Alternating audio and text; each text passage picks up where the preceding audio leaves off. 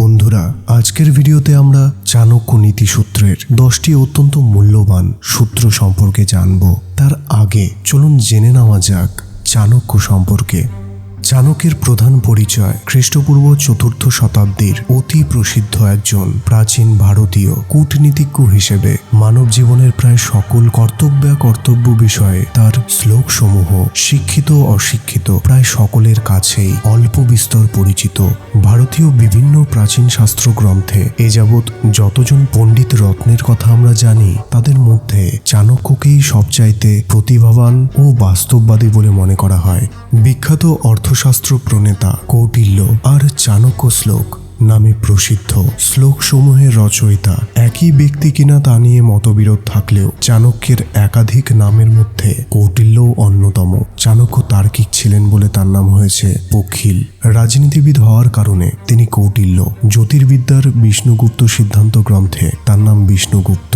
কামশাস্ত্রের গ্রন্থ কামসূত্র এবং ন্যায়সূত্রের ভাষ্যগ্রন্থ ন্যায়ভাষ্যের রচয়িতা হিসেবে নাম বাদশায়ান। নীতিশাস্ত্রের গ্রন্থে নাম চাণক্য।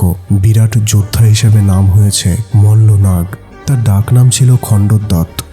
মায়ের প্রতি আনুগত্যের প্রমাণ হিসেবে তিনি তার একটি দাঁত উপড়ে ফেলেন বলে প্রবাদ চালু আছে। চাণক্য সম্পর্কে অন্যত্র যেহেতু বিস্তারিত আলোচনা করা হয়েছে, তাই এখানে আমরা কেবল তার নীতি শ্লোকগুলো বাংলা তর্জমা সহ সংরক্ষণের নিমিত্তে উদ্বুদ্ধ করে রাখার প্রয়াস নিচ্ছি। প্রযোজ্য ক্ষেত্রে এগুলোর ব্যাখ্যা বিশ্লেষণ অন্যত্র আলোচনা করা হবে। তো চলুন আজকের ভিডিওতে আমরা জেনে নিই চাণক্যের নীতিসূত্রের 10টি মূল্যবান সূত্র সম্পর্কে।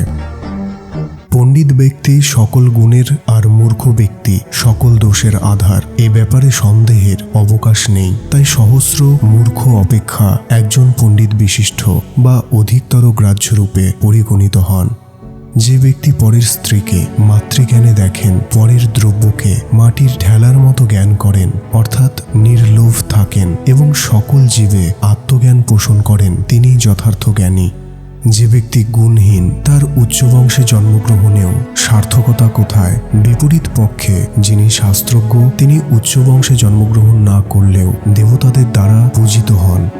বিদ্যাহীন পুরুষ রূপ যৌবনযুক্ত অথবা উচ্চ বংশজাত হলেও গন্ধহীন পলাশ ফুলের মতো সমাদর লাভে সক্ষম হন না। চাঁদ তারকাদের অলঙ্কার, স্বামী নারীর অলঙ্কার, রাজা পৃথিবীর অলঙ্কার, আর বিদ্যা সকল জনের অলঙ্কার।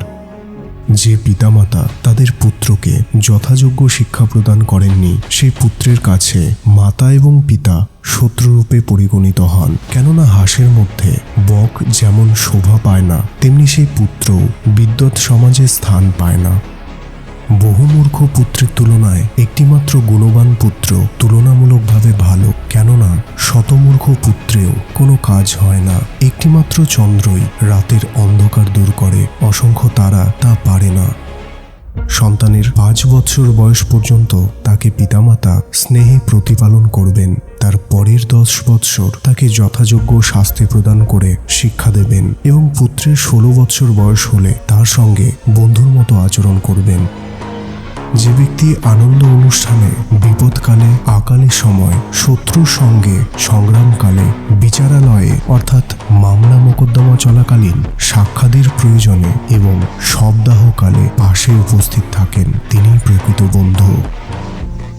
যে ব্যক্তি সাক্ষাতে মিষ্ট কথা বলে কিন্তু অসাক্ষাতে কাজের ক্ষতি করে, সেরকম মুখে মধু অন্তরে বিষ, বন্ধুকে ত্যাগ করা উচিত।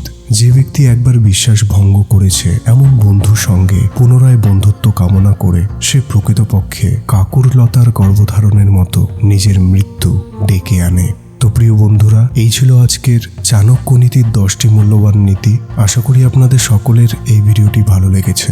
ভিডিওটি ভালো লেগে থাকলে অবশ্যই ভিডিওটিকে লাইক করে বন্ধুদের সাথে শেয়ার করে আপনাদের মূল্যবান মন্তব্য কমেন্ট বক্সে কমেন্ট করে অবশ্যই জানাতে ভুলবেন না। দেখা হচ্ছে পরের ভিডিওতে। সবাই ভালো থাকুন, সুস্থ থাকুন।